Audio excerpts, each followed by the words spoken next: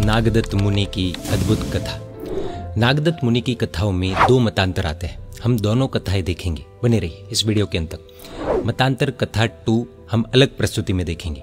तो प्रस्तुत है दृढ़ प्रतिज्ञ नागदत्त मुनि, मतांतर कथा 1।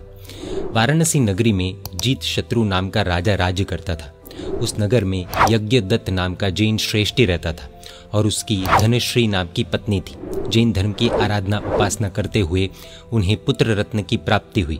खूब उत्साह और उल्लास के साथ श्रेष्ठी ने पुत्र का जन्म सेलिब्रेट किया और अपने बेटे का नाम नागदत्त रखा। धीरे धीरे नागदत्त बड़ा होने लगा और शस्त्र और शास्त्र में उसने एक्सपर्टीज हासिल की। अपने पिता का परलोक प्रयाण होने के बाद बिजनेस करने के लिए नागदत्त किसी वाटरवेज के रास्ते जहाज में बैठकर अन्य द्वीप पर गया।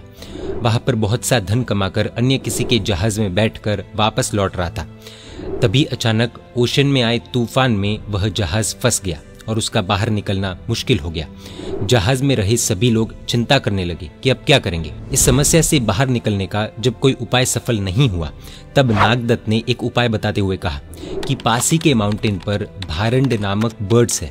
यदि कोई ब्रेव व्यक्ति वहां जाकर उन भारंड बर्ड्स को उड़ाए तो उनके पंखों से जो हवा चलेगी उससे ये जहाज तूफान में से बाहर निकल सकता है।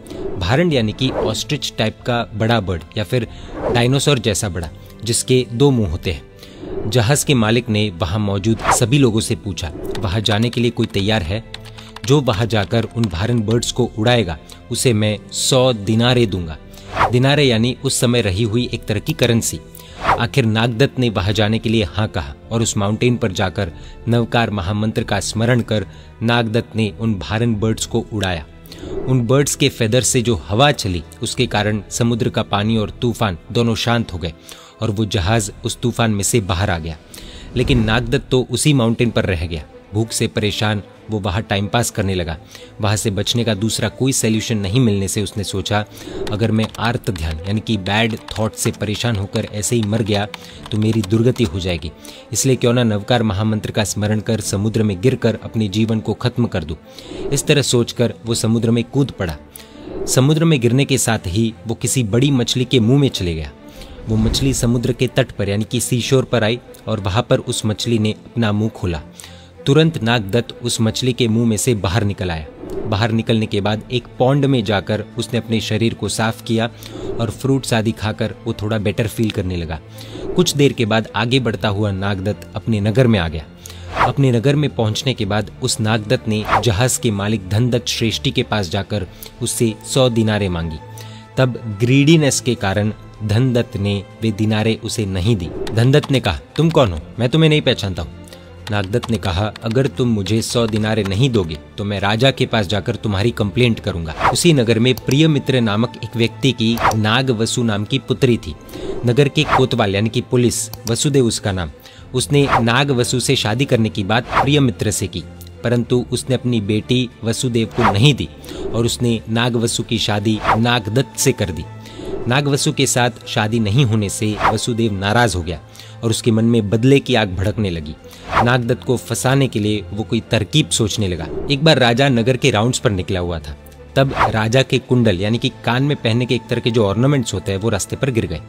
नागदत्त ने अचौर्य व्रत यानी कि नॉन स्टीलिंग वो लिया हुआ था। कोइंसिडेंस से नागदत्त उसी रास्ते से निकला और उसने राजा के कुंडल देखे, परंतु चोरी के त्याग का नियम होने से नागदत्त ने उन कुंडलों को लेने का सोचा भी नहीं। नागदत्त पासी के रास्ते से आगे बढ़कर जंगल में चला गया और वहां जाकर प्रतिमा नामक व्रत स्वीकार कर वो कायोत्सर्ग करने लगा। श्रावक की 11 प्रतिमा यानी कि विशेष प्रकार के अभिग्रह होते हैं कि जिसमें जंगल आदि में कायोत्सर्ग करना पड़ता है।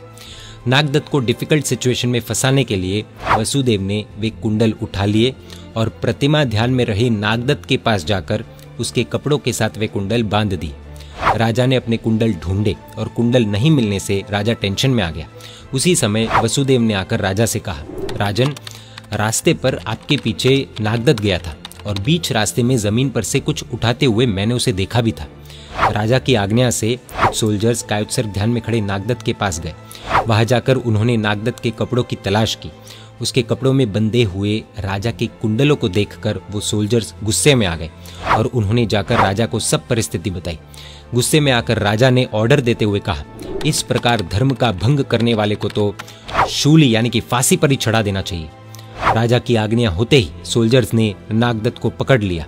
उसका मुंडन किया गया और उसके बाद उसका काला मुंह करके उसी गधे पर बिठाकर नगर में घुमाकर फांसी के पास ले गए। नागदत्त को जैसे ही फांसी के फंदे पर चढ़ाया गया वैसे ही वो फंदा सिंहासन में बदल गया और नागदत्त के शरीर पर लगाए हुए बंधन गहनों में बदल गए। उसी समय आकाश में रही शासन देवी ने कहा, यह नागदत्त तो भाग्यशाली श्रेष्ठ पुरुष है। जीवन का नाश होने पर भी अदत्ता दान नहीं ग्रहण करने की यानी कि चोरी नहीं करने के नियम वाला है। वसुदेव ने छल कपट करके इसे फंसाने की कोशिश की है। नागदत्त तो परद्रव्य का यानी कि किसी और के सामान का त्याग करने वाला है। इतना कहकर शासन देवी इनविजिबल हो गई। उसके बाद राजा ने नागदत्त को पट्टहस्ती पर यानी कि मेन हाथी पर बिठाकर उसका नगर में भव्य प्रवेश महोत्सव कराया और बहुत सा धन देकर उसका सम्मान किया। राजा ने धनदत्त श्रेष्ठी के पास से नागदत्त को 100 दिनारें भी दिलवाई। वसुदेव को देश निकाले की सजा दे दी गई। अंत में जैन धर्म की निर्मल आराधना करके भागवती दीक्षा लेकर सभी कर्मों को खत्म करके नागदत्त ने केवल ज्ञान प्राप्त किया। उसके बाद पृथ्वी तल पर विचरण कर अनेक भव्य जीवों को प्रतिबोध देकर शाश्वत अजरा अमर मोक्ष प्राप्त किया। आइए देखते हैं इस कथा की लर्निंग्स। नागदत्त बहुत ज्यादा धार्मिकता वैसा नहीं था, पर उसकी लाइफ में जो प्रिंसिपल्स थे वो जबरदस्त स्ट्रांग थे। इसलिए फांसी की बात आने पर भी और फांसी लगने पर भी पूरा चमत्कार हो गया और देवी ने भी उसकी सहायता की। नागदत्त ने एक बहुत छोटा, ऐसे देखे तो छोटा, पर बहुत ही इंपॉर्टेंट व्रत लिया था। वो था चोरी नहीं करने का। आज तो चोरी बहुत ही कॉमन हो गई है। दुनिया के सभी रिलेशंस इस चोरी के कारण टूट रहे हैं। बच्चे घर पर दारू स्टेटस आदि के लिए चोरी कर रहे हैं। बड़े लोग गवर्नमेंट से चोरी कर रहे हैं। M6 आदि सट्टे में उठने के बाद लोगों से कुछ लोग चोरी कर रहे हैं। पर नागदत्त ने सामने वस्तु होने के बाद भी उसे उठाया नहीं। आज ऐसे लोग कितने मिलेंगे, यह एक बहुत बड़ा प्रश्न है। नागदत्त के पास ताकत थी, फिर भी साथ ही साथ उत्कृष्ट कोटि का आचार भी था। जब इन दो चीजों का समन्वय यानी कि कॉम्बिनेशन होता है तब ही सात्विक पुरुषों का जन्म होता है और व्यक्ति सही राह पर चल और चला सकता है। नागदत्त की नवकार पर रही आस्था ने क्या चमत्कार किया, उसकी भी यह घटना मिसाल है। सात्विक व्यक्ति के पास जब सात्विक मंत्र आता है तब सब कुछ सात्विक ही उसके लाइफ में होता है। हमें तो जन्म से ये नवकार महामंत्र मिला है, लेकिन इस महामंत्र नवकार पर हमारी श्रद्धा कितनी, वो खुद से पूछना होगा। जय जिनशासन, जय महावीर।